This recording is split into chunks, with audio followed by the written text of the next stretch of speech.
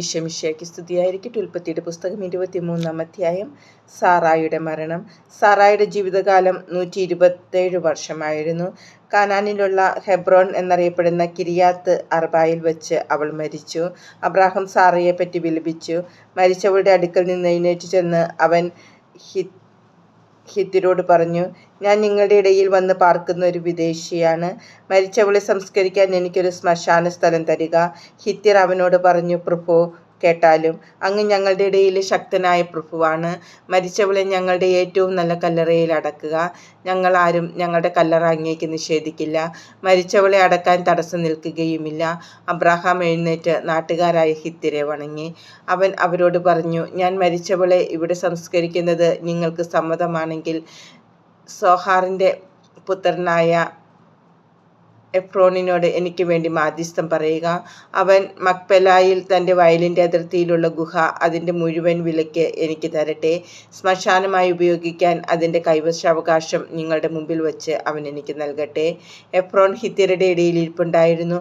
ഹിത്യരും നഗരവാതിലിലൂടെ കടന്നുപോയ എല്ലാവരും കേൾക്കെ അവൻ അബ്രാഹത്തോട് പറഞ്ഞു, അങ്ങനെയല്ല പ്രഭു, ഞാൻ പറയുന്നത് കേൾക്കുക. നിലവും അതിലുള്ള ഗുഹയും എൻ്റെ ആൾക്കാരുടെ മുമ്പിൽ വച്ച് അങ്ങേക്ക് ഞാൻ തരുന്നു. അങ്ങയുടെ മരിച്ചവളെ അവിടെ അടക്കിക്കൊള്ളുക. അബ്രാഹാം നാട്ടുകാരെ കുമ്പിട്ട് വണങ്ങി. നാട്ടുകാർ കേൾക്കെ അവൻ എഫ്രോനിനോട് പറഞ്ഞു, നിങ്ങൾ എനിക്കത് തരുമെങ്കിൽ ദയചെയ്ത് ഞാൻ പറയുന്നത് കേൾക്കുക. നിലത്തിൻ്റെ വില ഞാൻ തരാം, അത് സ്വീകരിക്കണം. മരിച്ചവളെ ഞാൻ അതിൽ അടക്കിക്കൊള്ളാം. എഫ്രോൻ അബ്രാഹത്തോട് പറഞ്ഞു, പ്രഭു, എൻ്റെ സ്ഥലത്തിന് 400 ശെക്കൽ വെള്ളിയേ വിലയുള്ളൂ. നാം തമ്മിലാവുമ്പോൾ അത് വലിയൊരു കാര്യമാണോ? അങ്ങയുടെ മരിച്ചവളെ സംസ്കരിച്ചു കൊള്ളുക. എഫ്രോനിൻ്റെ വാക്ക് അബ്രാഹാം സ്വീകരിച്ചു. ഹിത്യർ കേൾക്കെ എഫ്രോൻ പറഞ്ഞതുപോലെ 400 ശെക്കൽ വെള്ളി കച്ചവടക്കാരുടെ ഇടയിലെ നടപ്പനുസരിച്ച് അവൻ എഫ്രോനിന് തൂക്കിക്കൊടുത്തു. മാമ്രയ്ക്ക് കിഴക്കുവശത്ത് മക്പെലായിൽ എഫ്രോനിനുണ്ടായിരുന്ന നിലം അതിൻ്റെ 4 അതിർത്തികൾ വരെയും അതിലെ ഗുഹയും വൃക്ഷങ്ങളും സഹിതം ഹിത്യരുടെയും നഗരവാതിക്കൽ കൂടി കടന്നുപോയവരുടെയും മുമ്പാകെ വച്ച് അബ്രാഹത്തിന് അവകാശമായി കിട്ടി.